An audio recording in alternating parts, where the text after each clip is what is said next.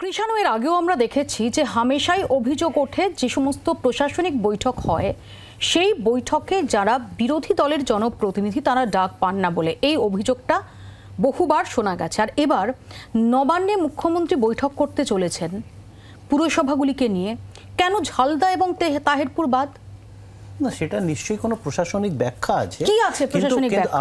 এক জিনিস, কেন ঝালদা এবং তাহেরপুরই? আমি আবার বলছি, ঝালদা তো তৃণমূল কংগ্রেসের বোর্ড, সেখানে তৃণমূল কংগ্রেসেরই তো বোর্ড, ওটা তো কিন্তু তৃণমূল কংগ্রেসের হাতে আসার আগে যে ঘটনা প্রবাহ এবং আসার পরেও যে ঝালদা তৃণমূল কংগ্রেসের কাটা, এটা তো অদ্ভুত লজিক হলো।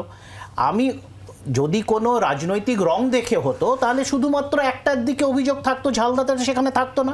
সুতরাং ঝালদা এবং তাহেরপুর এই দুটোর কোনো প্রশাসনিক নিশ্চয়ই ব্যাখ্যা আছে, যেটা প্রশাসনিক দিক থেকে তারা দিতে পারবেন। এবং আমি বুঝতে পারলাম না শুভেন্দুবাবুর হয়তো সিপিএমের জন্য এত মানে মাথা ব্যথা কেন, যাই হোক সেটা ওদের নিজস্ব জোট বা ভালোবাসা থেকে হতে পারে, কিন্তু যেটা দেখলাম তাতে আমার মনে হয় না এর কোনো রাজনৈতিক দিক আছে, এটা সম্পূর্ণভাবে প্রশাসনিক। কৃষাণু তোমরা যখন বলছো যে গত 2 দফায় মোদী সরকার তারা চূড়ান্ত অগণতান্ত্রিক উপায় অবলম্বন করেছে, এমনকি গতকাল আপনারা যেটা নিয়ে আলোচনা করেছি, মুখ্যমন্ত্রী প্রধানমন্ত্রীকে চিঠি দিয়েছেন যে যাতে 3টি ফৌজদারি আইন যেটা 1 জুলাই থেকে লাগু হওয়ার কথা সেটা যাতে নতুন করে স্ক্রুটিনি করা হয়, কারণ তার কথা মতো গণতন্ত্রের কালো অধ্যায়ের মধ্যে দিয়ে 146 জনকে সাসপেন্ড করে, বিরোধী সাংসদকে সাসপেন্ড করে এই বিল আইনে রূপান্তর করা হয়েছে। এই কথা যখন তোমরা বলো, এই রাজ্যে কি হচ্ছে? তো এটা তো কোনো বিলের বিষয় নয়, আবার বললাম এটা একটা প্রশাসনিক বৈঠক। কেন ঝালদা এবং তাহেরপুরি নয় বলো না, তুমি আমাকে বুঝিয়ে দাও না। তাদের সাথে প্রশাসনের কিছু আলাদা প্ল্যান আছে, এটা তো প্রশাসন বলতে পারবে।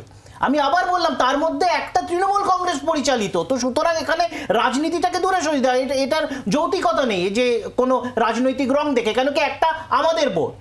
এইটা এখন প্রশাসন বলবে যে হয়তো সেখানকার কোনো আলাদা পার্সপেক্টিভ আছে, কোনো প্রশাসনের আলাদা কিছু সেখানে। আমি শুধু একটু মনে করি দিই কৃষাণু, সেই বিষয়ে মনে করি যখন অশোক ভট্টাচার্য শিলিগুড়ির মেয়র, তিনি বারংবার অভিযোগ করেছেন যে শিলিগুড়ির সঙ্গে বিমাতৃসুলভ আচরণ করা হয়।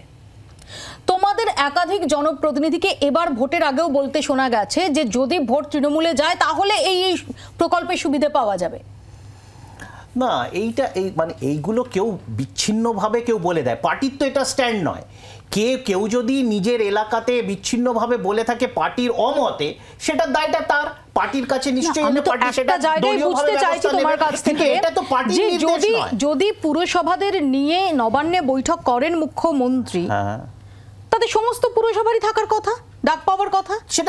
সেটার প্যারামিটারসটা কি আছে, সেটার প্রশাসনিক প্যারামিটারসটা কি, কিসের জন্য বৈঠক, তার এজেন্ডা কি, তাতে কি কি আলোচনা হবে। তো ন্যাচারালি সেখানে যদি তাহেরপুরের কোনো আলাদা বিষয় থাকে, তাহেরপুর এবং ঝালদা নিয়ে আলোচনা হবে, তাদেরকে হয়তো পরে ডাকবে, সেটাও হতে পারে। তাহলে দেবজিৎ, তাহলে কেন শুভেন্দু অধিকারী তিনি অভিযোগ করছেন যে এখানে আমরা ওরা হচ্ছে? বিরোধী দলনেতা বা মুখ্যমন্ত্রী বিধানসভার যে 2টি পদ, সেটাতে যতক্ষণ ওই পদের মানুষ থাকবেন ততক্ষণ অন্তত দলীয় রাজনীতি থেকে একটু দূরে থাকাটাই বাঞ্ছনীয়। অবশ্যই দলের নেতা তারা হবেন, এটাই ঘটনা, তারা তাদের দলকে দেখবেন। শুভেন্দু অধিকারীর কাজ হচ্ছে এই, মানে বিরোধী দলনেতা হিসেবে শুভেন্দু অধিকারীর কাজ শুধুমাত্র বিজেপির কথা বলা নয়, বিরোধী যে মত আছে, এই সরকারের বিরোধী যারা যেখানে আছেন তাদেরও বলা। তার মধ্যে ওই সিপিএমের সঙ্গে আমাদের টাই আপ হয়ে গেছে, এইসব কথাবার্তা বলে তো লাভ নেই।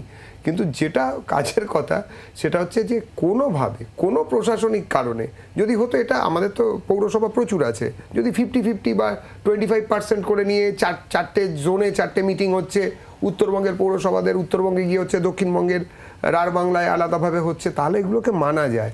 কি উত্তর দেবেন, কি প্যারামিটার্স আছে? ঝালদার প্যারামিটার্সটা কি এটা যে গুলি করে খুন করে ফেলার পরে, মানে এরকম হয়ে যাবার পরেও কি করে ওটাকে দখল করে নিলাম, তারপরে যদি এসে যদি আবার উঠে দাঁড়িয়ে কেউ যদি বলে দিদিমণি আমার বা ম্যাডাম এটা হয়নি, সেটা যদি সামনাসামনি হয়ে যায় তাহলে মুশকিল হবে। এই জন্যই কি, আর তাহেরপুরের ক্ষেত্র তো আরও মারাত্মক।